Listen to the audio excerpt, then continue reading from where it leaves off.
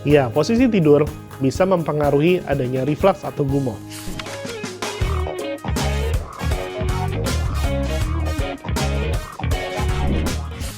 Halo viewers, welcome to YouTube RS Pondok Indah. Hari ini kita ditemani oleh Dr. Himawan nih. Apa kabar dok? Halo viewers, kabar baik. Perkenalkan, saya Dr. Himawan Aulia Rahman, dokter spesialis anak, subspesialis gastroenterologi hepatologi di Rumah Sakit Pondok Indah Purida.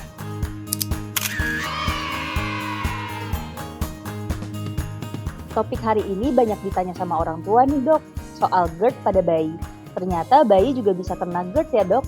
Pertanyaan pertama nih dok, apa penyebab GERD pada bayi? Ya benar, memang GERD atau gastroesophageal reflux disease itu bisa mengenai bayi. Kenapa bisa begitu? GERD itu ditandai dengan adanya reflux, yaitu naiknya isi lambung yang sudah masuk dari susu maupun ASI dari lambung ke kerongkongan. Penyebabnya adalah katup antara kerongkongan dan lambung yang masih belum matur, sehingga katup tersebut masih longgar dan akan menyebabkan naiknya isi lambung ke kerongkongan. Faktor lain adalah bayi itu masih dalam posisi yang cenderung masih banyak tidur, posisi berbaring, dan juga masih banyak konsumsi makan cair berupa susu ataupun ASI.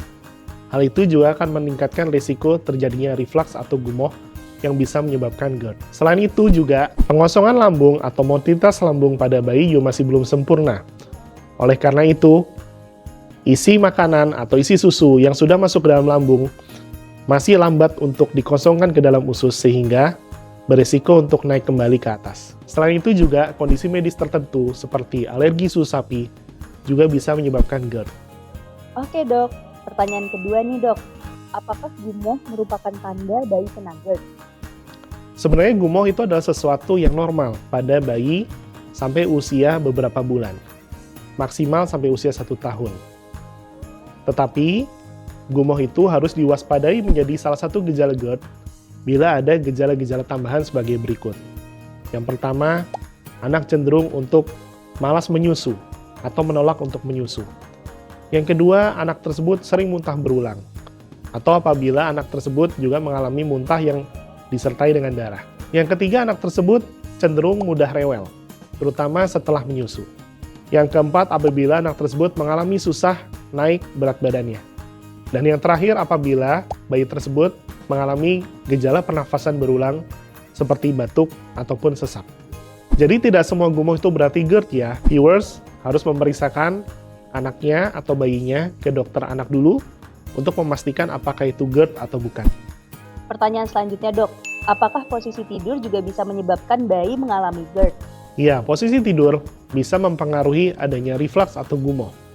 Karena apa? Karena posisi tersebut yang berbaring mengakibatkan air atau susu ataupun makanan yang sudah masuk ke dalam lambung itu mudah untuk naik ke kerongkongan.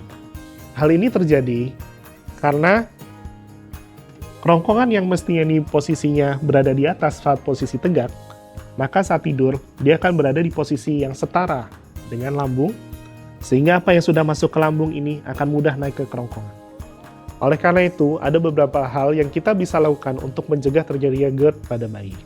Yang pertama adalah menidurkan bayi dengan posisi yang kepala dan posisi dada sedikit lebih tinggi dibandingkan posisi perut. Yang kedua juga jangan lupa untuk menyendawakan bayi setelah bayi menyusui. Dan yang ketiga adalah hindari memberikan susu secara berlebihan atau overfeeding. Hal tersebut bisa kita lakukan untuk mencegah terjadinya GERD pada bayi. Apakah gumoh pada bayi dapat sembuh dengan sendiri dok? Karena bayi masih berkembang, gumoh nantinya akan dapat sembuh sendiri dalam waktu kira-kira 6-12 bulan. Jadi, tidak perlu khawatir. Kita bisa mengobservasi gejala gumoh tersebut apabila tidak ada tanda-tanda atau gejala yang mengarah ke GERD. Sistem saluran cerna yang masih berkembang memungkinkan gumoh itu dapat sembuh sendiri. Karena nantinya, katup antara kerongkongan dan lambung nanti akan menguat dengan sendirinya seiring dengan bertambahnya usia. Oleh karena itu, biasanya pada bayi di atas usia 12 bulan, biasanya sudah tidak terjadi gumoh. Oke dok, untuk penanganannya, apakah GERD pada bayi membutuhkan obat? Apabila gumoh itu mengarah ke gejala GERD, yang artinya gumoh tersebut mengakibatkan komplikasi, maka kondisi tersebut memerlukan obat. Dan biasanya harus diresepkan oleh dokter spesialis anak dan memerlukan pemantauan.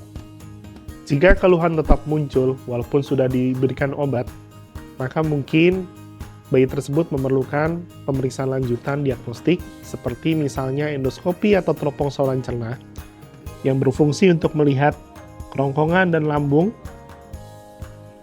ataupun juga pemeriksaan yang kita namakan pH-metry impedance, yaitu pemeriksaan untuk memasang kateter atau probe untuk melihat adanya aliran balik dari cairan lambung ke atas. Setelah itu barulah diputuskan apakah bayi tersebut atau anak tersebut memerlukan terapi obat tertentu ataupun memerlukan diet tertentu. Tujuannya supaya anak tersebut dapat bebas dari gejala tersebut. Dok, apa bahayanya jika GERD pada bayi tidak ditangani? Ada kasus GERD yang sudah melanjut atau sudah berat, maka bisa timbul bermacam-macam komplikasi. Yang paling umum adalah adanya gangguan pertumbuhan, yaitu berat badan yang sulit naik. Dan yang kedua adalah karena adanya peradangan pada kerongkongan, yaitu di saluran di atas lambung ini, maka mengakibatkan anak tersebut mengalami rasa tidak nyaman di daerah dada, ataupun adanya gangguan menelan. Dan yang ketiga adalah bisa juga menyebabkan gangguan pernafasan berulang seperti batuk berulang, atau sesak berulang, atau gejala yang menyerupai asma. Oke dok, mungkin ada pesan terakhir untuk orang tua yang sedang menonton? Jadi, deteksi dini GERD ini bisa membantu untuk mengetahui secara dini, mencegah komplikasi, dan juga untuk memastikan tumbuh kembang bayi atau anak viewers kalian itu normal dan juga sehat. Sampai jumpa, semoga bermanfaat. Jangan lupa untuk subscribe, like, dan komen di YouTube Rumah Sakit Pondok Indah ya.